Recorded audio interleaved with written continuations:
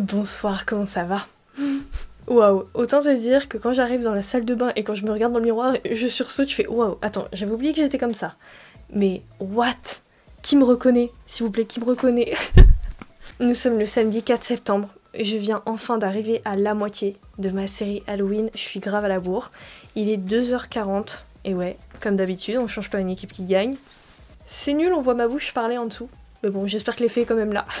Sur YouTube, mais vraiment, il y a énormément de maquillage du chat d'Alice au Pays des Merveilles. Je crois que c'est un des best-sellers pour Halloween. Donc je me suis dit, Indy, un jour il faut que tu le fasses, mais fais-le un petit peu différemment, tu vois. Parce que généralement, on a l'habitude de le faire en mode beau gosse, mignon, tout ça. Moi, je me suis dit, ah non, no way. Donc du coup, j'ai vraiment fait un chat d'Alice au Pays des Merveilles. Je suis désolée, je peux pas dire le Cheshire Cat. Je sais pas si on dit Cheshire ou Cheshire Cat. Je pense que c'est Cheshire, mais bon. Bref, du coup, j'espère que cette revisite un petit peu creepy de ce personnage vous plaît et que vous l'avez reconnu malgré tout. Encore une fois, avant de commencer le tuto, n'hésite pas à liker la vidéo si tu aimes mon contenu, mon make-up, mes créations, à me laisser un petit commentaire d'encouragement et à t'abonner à ma chaîne si ce n'est pas encore fait. Active les cloches pour ne louper aucune de mes vidéos, parce que j'ai donné toute mon âme encore une fois dans cette série. Je te jure, c'est très compliqué parce que j'essaie vraiment de créer des looks qui n'ont pas forcément été créés avant et c'est énormément de taf. Donc j'espère au moins que vous le voyez. Pareil au niveau du personnage, j'essaie vraiment de créer un univers d'immersion autour de celui-ci. Même au niveau des intros, j'essaie de trouver les bonnes musiques qui font que ça fait cinématique, tout ça. Vraiment, je suis épuisée. Donc si tu veux partager mon contenu, bien sûr tu es libre de le faire, ça m'encouragerait beaucoup et ça me donnerait beaucoup de motivation. J'ai besoin de motivation. En effet. Allez, je te laisse tout de suite avec le tuto.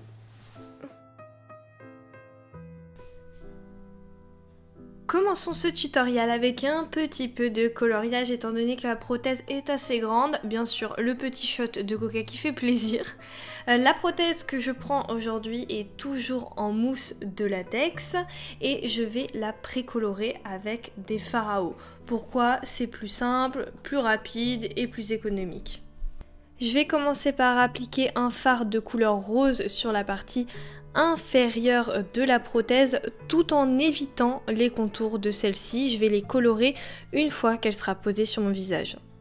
Au niveau du haut de la bouche, il va y avoir le petit dégradé rose et violet, donc à ce moment-là, je dois être assez précise. J'enchaîne donc avec la partie supérieure de la prothèse avec mon fard à eau violet tout en évitant les rebords une nouvelle fois.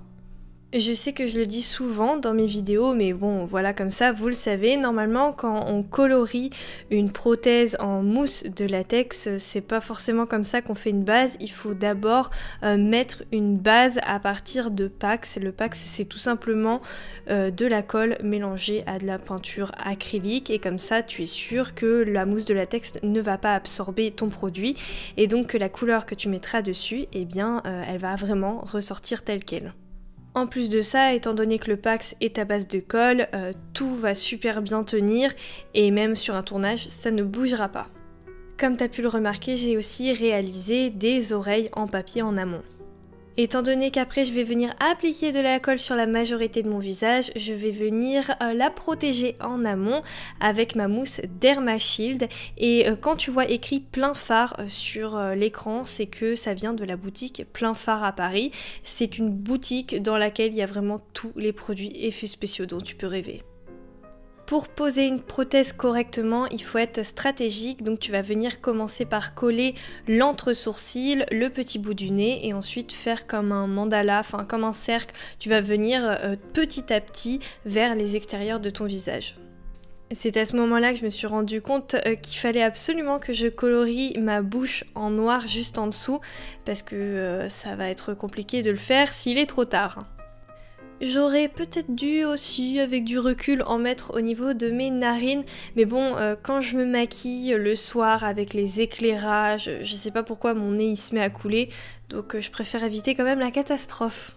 Je viens retravailler mes raccords avec une colle Pro Z Cream. En fait, c'est tout simplement de la colle Pro Z, mais plus crémeuse, donc plus dense.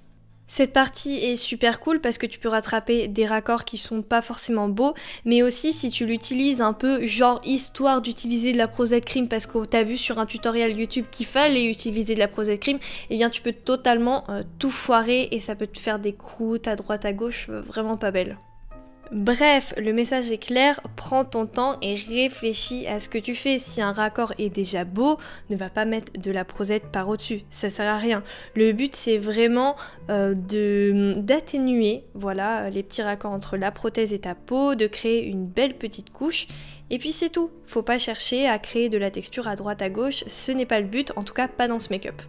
Comme tu l'as compris, ce produit c'est avant tout de la colle très forte, donc il faut absolument attendre qu'elle sèche et ensuite il faut la poudrer pour retirer l'aspect collant. Pour ça, je ne change pas, je garde ma poudre RCMA que tu peux trouver sur le site de Beauty Bay. Elle est très fine, elle est très transparente et elle est adéquate pour ce genre d'étape. Une fois que c'est fait, vu que la poudre c'est quand même une matière en plus, je vais venir la retirer avec une Beauty Blender que j'ai un petit peu mouillée et voilà. Tu retires tout simplement l'excédent de poudre parce que parfois ça peut réagir bizarrement avec les produits que tu vas rajouter par au-dessus. Ce qui est vraiment cool et bien sûr réfléchi, c'est que pour le violet et le rose, c'est pas un mélange de telle et telle couleur. Donc j'ai tout simplement besoin de reprendre mon produit du départ, je refais les petits raccords et j'ajoute de la matière sur mon visage. Et j'imagine maintenant qu'à ce stade, tu dois comprendre un petit peu pourquoi je n'ai pas coloré avant le tour des prothèses. D'ailleurs, petite parenthèse sur celle-ci, ah oui, il y avait un truc bizarre au niveau du milieu du nez, en fait il y avait une sorte d'épingle de fil super épais, c'était horrible. Bref, la prothèse c'est une prothèse générique, c'est-à-dire que je l'ai déjà achetée toute faite et j'ai plus qu'à la poser sur mon visage, à la colorer, tout ci, tout ça. Bref, étant donné qu'elle a été sculptée sur quelqu'un d'autre, il se peut qu'elle ne corresponde pas forcément à la morphologie de mon visage. Donc c'est pour ça que parfois, surtout au niveau des tempes et des joues, ça correspond pas forcément. Mais bon, avec la perruque, par la suite, on ne verra plus beaucoup les raccords. Mais c'est normal, moi je préfère vraiment ne pas coller la prothèse parce que vraiment, c'est une angoisse. La prosette dans tes cheveux, oh my god, signe ton arrêt de mort, c'est le moment. Bref, je continue ma coloration avec celle du buste et ma petite couleur rose du départ. Et comme tu vois, au niveau des raccords, on est plutôt pas mal alors qu'on n'a même pas texturé tout ça. Justement, c'est le moment de texturer. Je reprends mon fard à l'eau que j'ai utilisé pour faire le contour de ma bouche et je viens créer des crachotis sur la partie violette de mon visage. Tu peux totalement faire ça avec des fards à alcool, fards à eau, comme tu veux. Après, je t'avoue que moi, je voulais quelque chose d'assez pigmenté, d'où mon parti pris de rester avec du fard à eau. Ah oui, aussi petite parenthèse, dis-toi que étant donné que je me maquille toute seule, je ne peux pas déplacer mes yeux, c'est-à-dire qu'au niveau des raccords, par exemple là avec le sourire qui monte, je peux pas voir moi les raccords qui sont derrière, donc j'essaie de faire au mieux à chaque fois, mais tous ceux qui sont visibles au niveau de mon menton, au niveau de mon front et surtout au niveau de mes yeux, voilà, je les travaille correctement, le reste j'ai pas de visibilité malheureusement. Pour la partie rose, je la texturise un petit peu avec des crachotis de couleur rouge.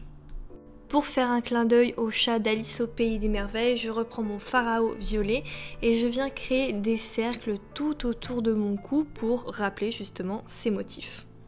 Ah oui, petite voire grande parenthèse pour ma part, je reçois énormément de messages privés me disant « Indy, quel produit je prends pour faire ça? Quel fard à eau? Quel ci, quel ça ?» En fait, je m'efforce vraiment de mettre tous les produits dans la barre d'infos. Après, je vous mets plusieurs marques parce que je sais qu'on n'a pas tous le même budget. Donc après, maintenant, à vous d'aller piocher dans la barre d'infos, d'aller voir les couleurs qui vous correspondent, d'aller voir les prix. Et puis voilà, sachez que tout ce que je mets dans la barre d'infos, ce sont des produits que j'utilise, donc que je cautionne et que j'aime beaucoup. J'utilise maintenant une palette de fard à paupières, la Carnival 3 de chez Be Perfect et je viens redéfinir les traits de mon visage. Enfin, les traits de mon nouveau visage un petit peu diabolique, certes. J'utilise tout simplement des fards à paupières et un pinceau estompeur et je viens créer les nuances que je souhaite. Pour la partie supérieure en violet, je viens donc prendre un fard à paupières violet. Et pour la partie rose, je vais partir sur quelque chose, voilà, rosé, magenta, qui tire vers le rouge. Je profite de cette étape pour redéfinir, voire créer mon petit bout de nez avec cette même couleur. Pour l'instant, je fais cette étape au fard à paupières alors que je peux totalement le faire à l'aérographe, mais généralement, j'ai beau le dire encore et encore, mais je reçois des commentaires en disant oui, tu fais tes maquillages à l'aérographe, nous on n'a pas d'aérographe, etc. Je vous prouve que tout ce que je fais à l'aérographe, on peut le faire à main nue. Je reprends donc mes fards à paupières et un fard noir et je viens accentuer mes ombres pour me rendre un petit peu plus voilà, agréable à regarder, on va dire ça comme ça. Je viens rajouter un petit peu plus de texture avec un fard à eau de couleur blanche et j'en ajoute un petit peu partout. Personnellement, pour créer des crachotis, j'utilise une brosse à dents avec des poils assez rigides, sinon tu peux prendre un pinceau, mais il faut dans tous les cas qu'il ait les poils rigides. Je prends maintenant une palette de fard à alcool Mardi Gras de Skin Illustrator et je viens prendre la teinte violette que je vais diluer à fond dans de l'alcool. Comme ça, je me crée une petite potion que je viens mettre dans mon aérographe. Et oui, maintenant que je t'ai fait la démonstration avec un fard à paupières, une palette classique, je passe à mon petit péché mignon qui est l'utilisation de l'aérographe. Voilà, c'est un produit que j'adore et j'aime bien aussi te montrer un petit peu comment je l'utilise. Donc pour cette étape, étant donné que j'ai rajouté un petit peu de texture et que ça a effacé les traits que j'avais dessinés avant, enfin ça les a un petit peu atténués, je viens juste les redessiner. D'ailleurs, si tu l'as remarqué, j'utilise maintenant un fard à alcool au lieu d'un fard à eau. Pourquoi? Parce que le fard à alcool, ce qui est vraiment cool, c'est qu'au niveau de l'opacité, tu peux un petit peu le travailler comme tu le souhaites. Il est vraiment très... il se fond vraiment particulièrement bien à ta peau. En ce qui concerne les aérographes, pour les parties précises, je prends des aérographes à double action et pour les parties un petit peu moins précises, je prends des aérographes à simple action. Dans tous les cas, je les achète sur Amazon parce qu'Amazon, c'est la vie. Je prends une autre palette Skin Illustrator, la SFX. Pourquoi? Parce qu'il y a un noir vraiment intense dans celle-ci et je viens tout simplement encore le diluer, me créer un petit jus, le déposer dans mon réservoir d'aérographe et travailler le produit sur mon visage. Exactement le même principe que tout à l'heure. Dans la barre d'infos, je vous mets généralement la référence de mes palettes Skin Illustrator, mais aussi je vous mets du Dashbo. Dashbo, c'est tout simplement des fards à alcool. Si t'es débutant, pour commencer, c'est très très bien, étant donné qu'on est sur des prix entre 50 et 70 € la palette, tandis que Skin Illustrator, ça part directement dans du 120 € pour des vraies versions. Allez, arrêtons 3 minutes avec le maquillage SFX et partons sur une base de beauté. On va commencer le make-up des yeux avec une base qui vient de chez P. Louise, la Ecstasy. Elle est assez cool, elle est violette, mais c'est vrai qu'avec les autres couleurs mis à côté, elle rend plutôt bleu, mais t'inquiète pas, on va rectifier tout ça juste après. Dans tous les cas, j'applique cette base sur ma paupière mobile. J'évite de trop en déplacer sur la prothèse étant donné que ben voilà, quand tu déplaces une base sur ta peau, ça s'estompe bien, mais parfois sur la prothèse, ça peut faire des paquets pas ouf. Je reprends ma Carnival de tout à l'heure et la teinte violette et je viens tout simplement la déposer sur toute ma paupière mobile et toute la base. Évidemment, je vais venir la dégrader avec une teinte rosée et un gros pinceau estompeur. Pour le coup, étant donné que je mets que du fard à paupières, il va correctement se dégrader sur la prothèse, donc je peux dépasser sans aucun problème. Donc le but c'est de travailler correctement ma transition pour faire encore une fois encore plus disparaître les raccords au niveau des yeux. Et après je peux reprendre une palette de fard à alcool qui est la Grunge de chez Skin Illustrator version petite. Oui, parce que les versions petites elles sont un petit peu moins chères, au lieu d'être 120 €, elles sont 60 ou 80, je sais plus trop, désolée. Et j'avais peur de colorer mes dents avec un fard à eau parce que c'est beaucoup trop pigmenté. J'ai commencé à l'appliquer un peu à la One Again comme ça et après j'ai continué avec un fard à eau blanc mais que j'ai vraiment beaucoup dilué. Et une fois que le résultat me plaisait, je suis passée aux lentilles. Pour mes yeux, j'utilise le modèle Yellow Cat de chez Fashion Lentilles et n'oublie pas, tu as toujours moins 25% sur leur site internet avec le code INDY25. Je prends un crayon jaune qui vient de chez NYX et je viens l'appliquer en muqueuse pour faire de beaux raccords avec ma nouvelle paire de lentilles. Oui, je sais, c'est un peu badant parce que ce type de lentilles de chat comme ça a tendance à se tourner, donc il faut les repositionner. Mais dans tous les cas, je vais rajouter un mascara jaune, donc si tu n'en as pas, tu prends tout simplement un fard à eau avec ce type de pinceau et ça fait largement l'affaire. Le make-up touche à sa fin, j'espère que tu as appris voire compris de nouvelles techniques de make-up. Je rajoute quant à moi une perruque et des petites oreilles et le look est vraiment terminé. On apprécie fort ce look d'Halloween. C'est un peu creepy quand même, mais j'adore le concept. Me revoilà, j'espère que tu aimes ce look final, cette réinterprétation du Cheshire Cat. Ouais, je vais dire Cheshire parce que Cheshire, je pense que ça se dit pas. Franchement, j'avais très peur du résultat parce que je savais pas du tout où j'allais. Voilà. Du coup, j'aime bien moi. J'aime bien. C'est très creepy. Mais bon, c'est Halloween pour une fois que je fais des vidéos un peu creepy, on va pas me dire que c'est pas bien. En tout cas, merci encore une fois d'avoir regardé cette nouvelle vidéo Halloween jusqu'à la fin. Vraiment, ça fait très plaisir et ça m'encourage énormément à garder la pêche. Ouais, c'est vrai. Merci beaucoup pour ton soutien, encore une fois le petit like, le commentaire, l'abonnement et active la cloche. Partage mon contenu s'il te plaît. Et moi je te dis à très vite, attention j'ai un poil là. Moi je te dis à très vite dans une prochaine vidéo. Bye bye.